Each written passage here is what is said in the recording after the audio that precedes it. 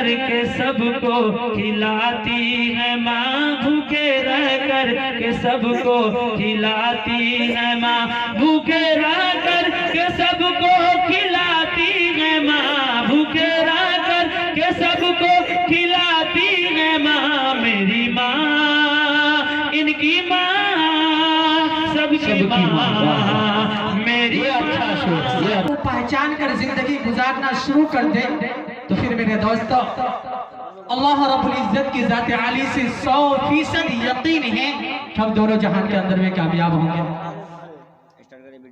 और असल कामयाबी हमारी मेरे भाइयों इसी के अंदर में है, बेअमली के अंदर में हमारी कामयाबी नहीं, अमल के अंदर में हमारी कामयाबी है। दुनिया के अंदर में आने का हमारा मकसद अल्लाह तबारक व तआला का पहचानना है, अल्लाह का मानना है। अब अल्लाह को हम पहचानेंगे, अल्लाह को हम मानेंगे किस चीज के जरिए से? भाई किसी चीज को परखने के लिए, किसी चीज को जानने के लिए, किसी चीज की तजुर्बा करने के लिए उस आदमी के पास कोई फन, कोई हुनर होनी चाहिए, कोई इल्म उसके पास होनी चाहिए जिस चीज के जरिए से वो किसी भी चीज को परख सकता है, पहचान सकता है। तो पता चला कि अल्लाह रब्बुल इज्जत को भी पहचानने के लिए अल्लाह रब्बुल इज्जत को हम किस रास्ते से, किस तरीके से मानेंगे, उसके लिए हमारे ऊपर लाजिम और जरूरी है इल्म का सीखना भी। इसीलिए बताया जाता है कि दुनिया के अंदर आने का मकसद अल्लाह को पहचानना, अल्लाह को मानना। और इन दोनों को हम कैसे, अल्लाह को कैसे पहचानेंगे, अल्लाह को हम किस तरीके से, किस रास्ते से मानेंगे, तो उसके लिए मेरे मोहतरम दोस्तों हमारे लिए इल्म का हासिल करना जरूरी है। मुफ्ती साहब अभी बता कर गए कि इल्म के बगैर इंसान का जिंदगी अधूरा है।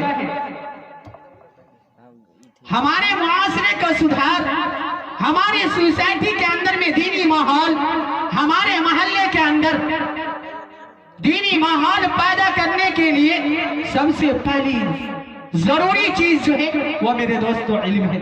आज हम अपने मुआशरे के अंदर, हम अपनी सोसाइटी के अंदर, हम अपने मोहल्ले के अंदर में देखें तो इल्म, हकीकी इल्म की ना होने की वजह से आज कितनी सारी बुराइयां मेरे भाइयों उभरती जा रही है, कितनी सारी बुराइयां आज पैदा हो रही है। आज हमारे नौजवानों के अंदर में हो देखे कि आज जिस नौजवान को, जिस बच्चे को माने 9 महीने तक अपने पेट के अंदर में संभाल के रखे, जिस मां ने 2 वर्ष 2 साल तक अपने सीने से दूध पिलाया है, जिस वालिदैन ने मुसीबतें उठाकर, आंखों से आंसू बहाकर, हजारों नहीं करोड़ों क्या है मुसीबतों को झेलकर, तकलीफों के अंदर में अपनी सारी की सारी चीजों को लुटाकर, खपाकर इस बच्चे को पोस पाल कर जवान किया है।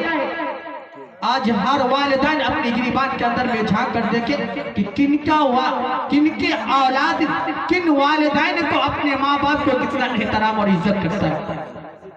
दूसरी की बातों को हम छोड़ दें, हर वालिदैन अपनी गिरबान के अंदर में झांक कर देखे कि जिस बच्चे को हमने इतनी दुनिया की हर मुसीबतों को झेला है, दुनिया की हर तकलीफ, हर मुसीबतों को बर्दाश्त करके हमने इस नौनिहाल को जवान किया है, वह नौजवान आज हमारे कितना एहतराम और इज्जत करता है।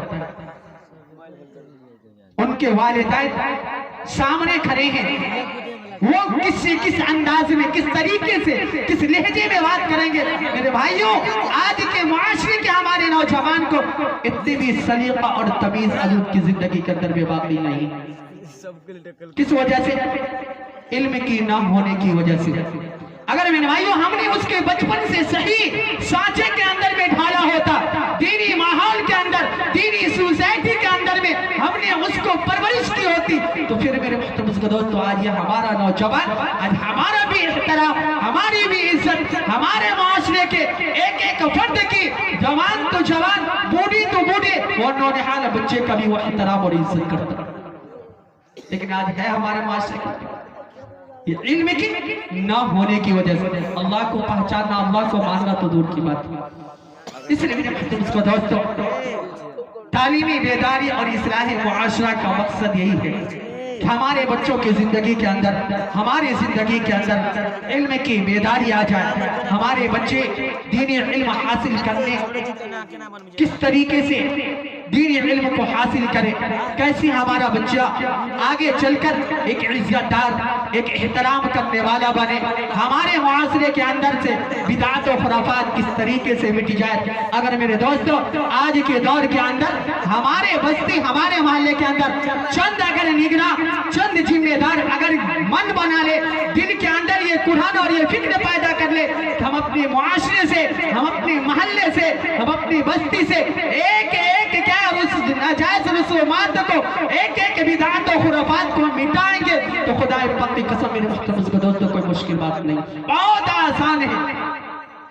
लेकिन मेरे भाइयों फिक्र नहीं लेते। दुआ करें कि रब कदीर है मैं और आपको तालीम इल्म के बेदारी और मुआसरे से बिदात और खुराफात, हर बिदात और खुराफात को मिटाने की, उनको दबाने की तौफीक